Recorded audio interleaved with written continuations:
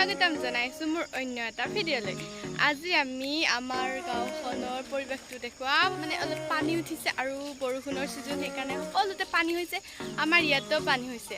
গতিকে আপোনালোকে অলপমান পানীৰ ভিডিঅ'টো দেখাম, আপোনালোকে চাই থাকক।